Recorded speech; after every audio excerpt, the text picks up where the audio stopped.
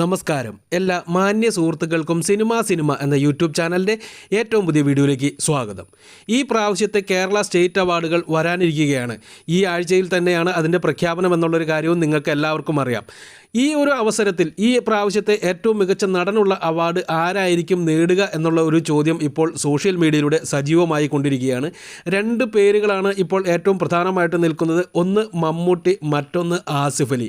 ഇതിൽ മമ്മൂട്ടിക്കായിരിക്കും എന്നുള്ളൊരു കാര്യം നമുക്ക് ഏകദേശം ഉറപ്പിക്കാം. കാരണം അത്ര മികച്ച പ്രകടനമാണ് അദ്ദേഹം ഭ്രമയുഗം എന്ന് പറയുന്ന സിനിമയിലൂടെ കാഴ്ചവെച്ചത്.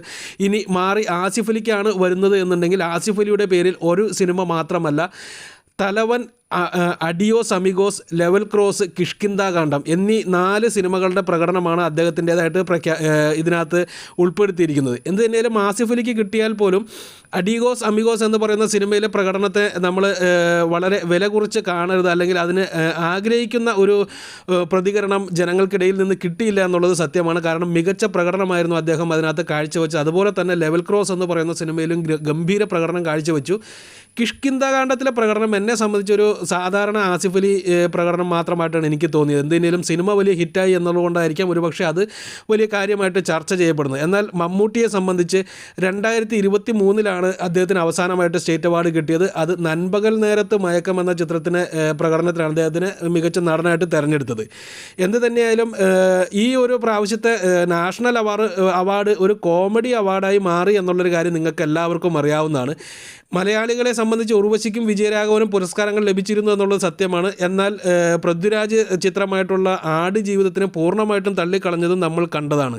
ആ ഒരു കോമഡി ഇപ്പോൾ സ്റ്റേറ്റ് അവാർഡിലും സംഭവിക്കുമോ എന്നാണ് അറിയേണ്ടത്. കാരണം ഇതിനു മുമ്പ് ഞാൻ പലപ്പോഴും പറഞ്ഞിട്ടുള്ളതാണ്, സ്റ്റേറ്റ് അവാർഡ് പ്രഖ്യാപിച്ചപ്പോൾ എനിക്ക് ഏറ്റവും കോമഡി ആയിട്ട് തോന്നിയ ഒരു അവാർഡുണ്ട്. അന്ന് അവാർഡ് ജൂറി അംഗം, അദ്ദേഹം ഇപ്പോൾ ജീവിച്ചിരിക്കുന്നില്ല, അതുകൊണ്ട് തന്നെ പേര് പറയാൻ ആഗ്രഹിക്കുന്നില്ല, അദ്ദേഹം പറഞ്ഞത് സീനിയർ താരങ്ങൾക്ക് അവാർഡ് കുറേ കിട്ടിയതാണ്, ഇനി യുവതാരങ്ങൾ വളർന്നു വരട്ടെ, അതിനുവേണ്ടി അവൾക്കൊരു പ്രൊമോഷൻ അവാർഡ് കൊടുത്താണ് എന്നാണ് പറഞ്ഞത്. എന്തെങ്കിലും അത്ര വലിയ കോമഡിയൊന്നും ഈ പ്രാവശ്യത്തെ അവാർഡ് ഫംഗ്ഷനിൽ ഉണ്ടാവില്ല എന്ന് നമുക്ക്, അല്ലെങ്കിൽ അവാർഡ് തീരുമാനത്തിൽ ഉണ്ടാവില്ല എന്ന് നമുക്ക് പ്രതീക്ഷിക്കാം.